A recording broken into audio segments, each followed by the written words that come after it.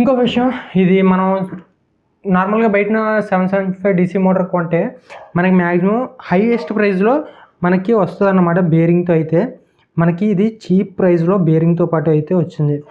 Okay, ఇప్పుడు దీన్ని మీకు ఇలాగ టెస్ట్ చేసి అయితే చూపిస్తాను. ఇప్పుడు మీకు ఈ మోటార్తో పాటు ఇదైతే మనం స్ప్రేయర్లోంచి అయితే రిమూవ్ చేసాం. దీంతోపాటు నేను ఆల్రెడీ నార్మల్గా ఇంతకు ముందు కొన్నాను అన్నమాట, ఆన్లైన్లో అయితే బుక్ చేసింది ఇది.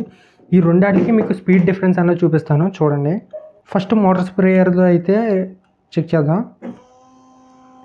చూడండి దీని స్పీడు అలాగే దీని సౌండ్ అయితే చూడండి.